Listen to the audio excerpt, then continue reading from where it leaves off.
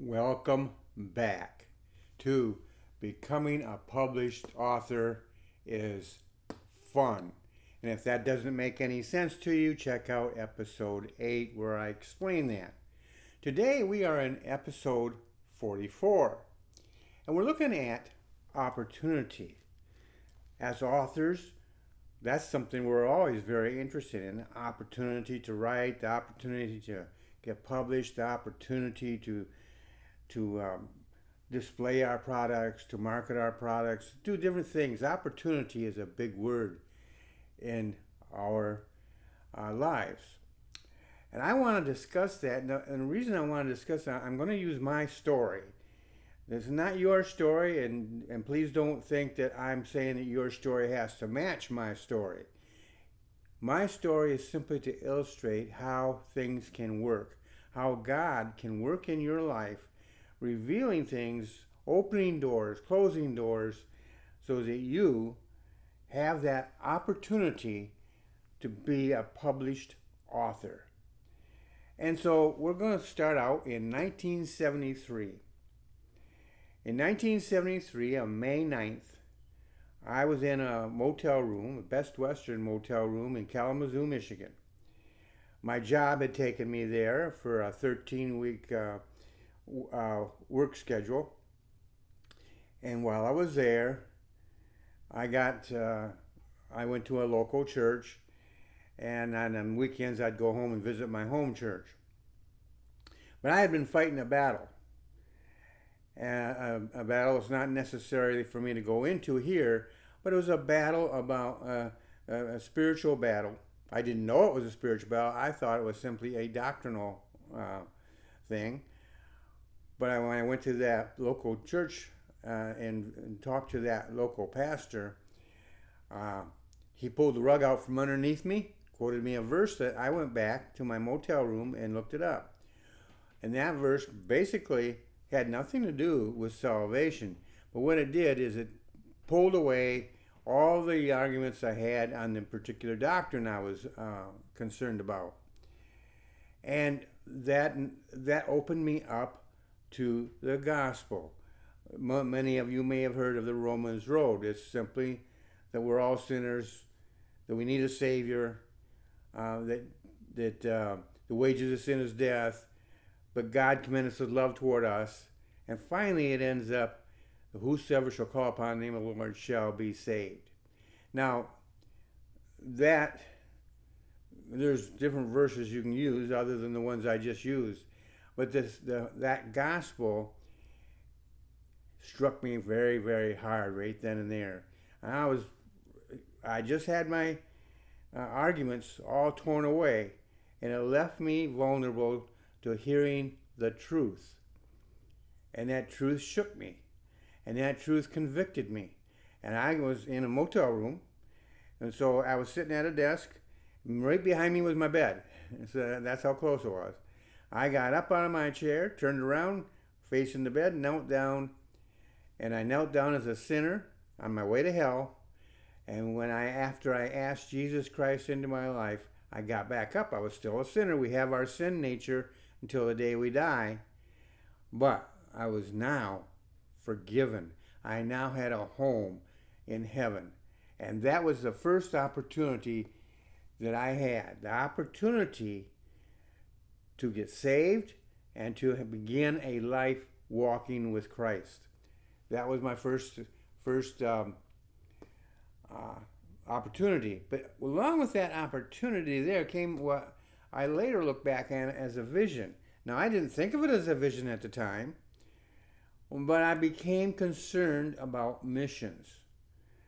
And so now when I look back, I realize that it actually began when I got saved. God gave me a love for other people. Now, I was an introvert. I always talked about a wall built around me. And so I didn't allow people into my life.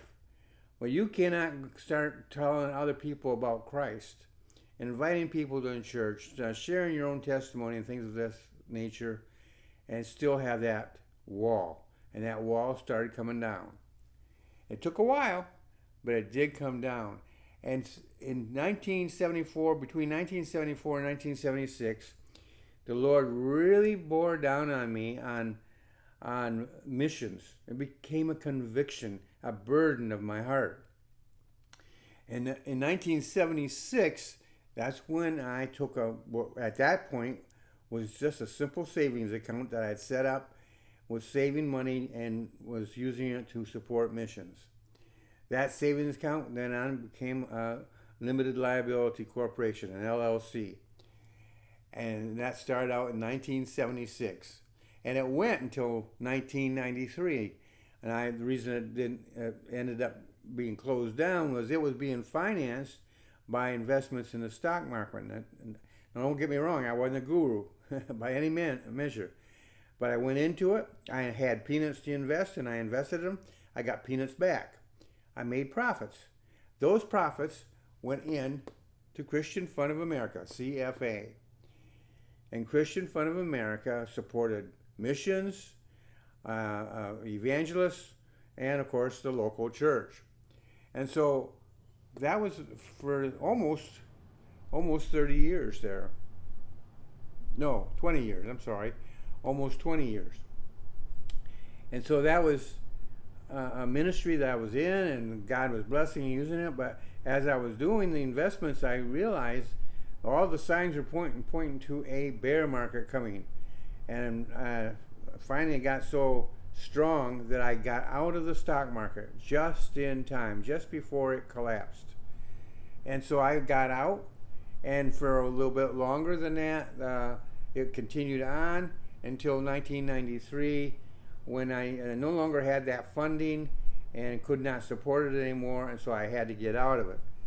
But I never forgot it, and I kept those records, still have many of them today, and I'll get back to this in a little bit. But that was the vision, and it led to CFA, Christian Fund of America, during that 20-year period, or almost 20 years. And if you go back to when I got saved, that is 20 years. So then in the year 2000, between 2002 and 2003, God called me to be a writer. Now, why do I spread it over there? Well, because in 2000, that's when I was doing my Bible devotion, and God showed me that there was a story there for me to write. I was reading about Noah and the ark. And so my first book began in 2000, and it got published in 2003. So in that span of time, God called me in different stages, you could say.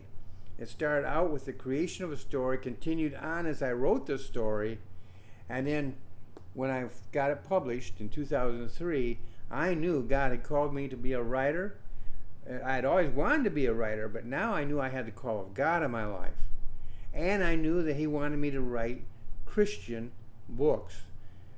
You can be called to write and not necessarily write Christian books. By Christian books, I'm talking about ones based on the Bible, whether it's Old Testament or New. So mine were primarily in Old Testament. And so I began writing. And I got published by a self-publisher, and I went to different ones.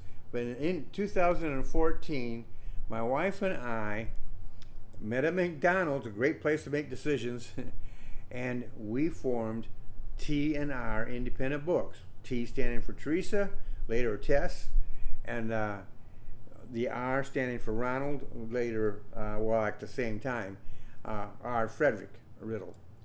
And so we became indie publishers, which simply means we were independent. We were taking responsibility for every aspect of the writing, the publishing, and the marketing. And that is where we started.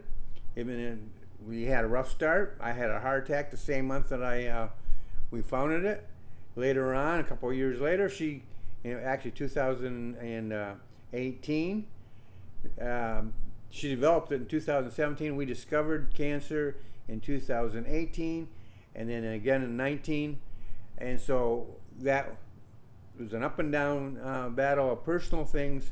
Mixed in there was also having where we lived. We were renting a condo, and the owner decided to sell it, so we had to get out, and ended up moving. So all that in a very short time. But God never let us forget who we were. We were authors. She is starting to write on doing the research and stuff on her books. And eventually, her books all were published in 2022. Now, in 2014, I also got burdened for missions. Now, I never had left that burden. Throughout my Christian walk, I've had the burden, a personal burden, and my personal income was some of it went for missions. But in 2014, now we had a business, and I wanted that business to be involved in missions. Rather, I should say, God wanted it to be. That's why He opened this door, and this became the focus, if you will, of the business, to make profits, to be able to support missions. That moving forward all the way through into 2023 when my wife passed away. Now, God reminded me of Christian Funds of America. Well, that had been dissolved. So, in 2023, I now decided to change what had been called a benevolence fund into Christian Fund Ministries. It is a spiritual grandchild or child, if you will, of Christian Fund of America. There's no direct line to it, but it's spiritually speaking, there is a line. And I have gone back and actually reviewed some of this material that I had, and so it's really picking up where that one left off. New missions, new evangelists, new work of everything is either in place or will be in place. But it's an ongoing thing now. And now it's called Christian Fund Ministries, and it is an arm of T&R Independent Books. So you can see that I've had opportunities all the way through. Now I'm facing a new opportunity. I have a desire to go full-time, to be full-time in this work right here of teaching people, coaching people, helping them be a success. Now, up until 2023, that wasn't the case. We were doing it just for some extra income, and because both of us felt a desire to be writers. I was a Christian who was a writer, and I wrote Christian books. My wife wrote ladies' devotions, which were Christian books. She also wrote one novel, which was it was not a Christian book, but a Christian worldview book. And so, up until that point, it had been mostly focused on us and how God was using us, how God wanted us to use our money and things of this nature. But after she passed away, God said, okay, now you're on your own. You no longer have her income. You just have your own. You need to go and start getting involved as an indie publisher for other people, indie authors. And that was quite a step for me. And that was an opportunity, but it was also a major step for me. One, it required faith. I had to step out on faith and say, okay, Lord, if this is what you want me to do, then I will do it. So I took a course on how to create a course. And I created a course called Basic Authors Training. Since then, I not only have Basic Authors Training, I have Ministry Publishing, which is not a course, but it's a service where I publish books for Christians. And I have my latest venture is called Fast Track, which gets it out, publishes those books in 90 days or less. So I now have 3 different ministries, you could say, within the business. And these are ministries in the sense that I'm offering them. I mean, they do come with a price, obviously, but they're a ministry on my part because I get to teach, I get to coach, I get to be involved in other people's lives, helping them to become published authors. Now I'm at this point. or I want to be full time in it. The Lord has really burdened me for this business, and I really want to be full time in it so as I can expand CFM to be even more than it is already. And it has grown. Several years ago, before it was even called this, it was just benevolence, but I was in missions, and I was concerned about the fact that I wasn't doing all that much in my mind. And it's almost like God put his arm around my shoulders, and he said to me, Ron, you are already doing the work I've called you to do. Just trust in me. I know what I'm doing. And that was a calming effect on me. And I took it from there, and I've been trying to wait upon the Lord ever since. In Isaiah 40:31, it talks about waiting upon the Lord. And that is the hardest thing to do. At least it is for me. It may not be for you. But to wait upon the Lord. Because I'm one of these persons, a person once described me as, I'm like a bulldog. I get my teeth into a bone and I don't stop until I have that bone all chewed up. That's pretty well on mark, actually. And it's so true about me. And I get ahead sometimes of God, and he has to pull me back and say, wait on me, Ron, wait on me. But that is my story, and you can see how it didn't happen overnight. Now, some people, you may have gotten saved yesterday, and tomorrow you're going to be doing God's work.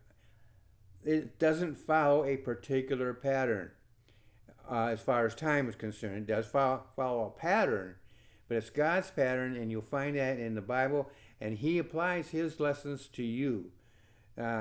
Maybe you are a fast learner, and you learn them real fast, and you hit that road running. But whatever it is, he has a calling for you, a pattern for you to follow, and there's going to be steps along the way.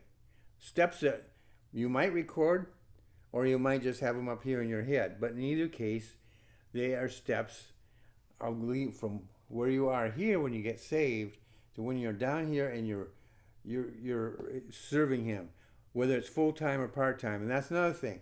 Just because I want to be full-time doesn't mean you have to be full-time. I'm just using this as an example. But that is my desire, to be full-time and to wait upon him. He wants you to wait upon him for whatever he's called you to do. And that doesn't necessarily mean time. Time is probably involved in some way. But sometimes it's your energy, your thoughts, the steps you want to take. He wants you to wait upon him. Wait upon him is to trust. I remember somebody one time talking about how to convey the idea of somebody believing on the Lord Jesus Christ. And what they use is a chair. And they sat down in that chair and said that when they sat down, they didn't trust that. They said they trusted that chair, but they really didn't trust it until they acted upon that trust and literally sat in that chair, and it supported them. That is sort of the same idea as what wait upon the Lord is. Wait upon him and act on that wait. That action may be for you to just hold back a little bit and wait for him to signify time to go. Or it may be you're just waiting for his next step. You're waiting for his next set of instructions. I hope this has been valuable to you and helpful to you as you evaluate your life in the light of opportunities and waiting upon the Lord. I'll see you in the next episode.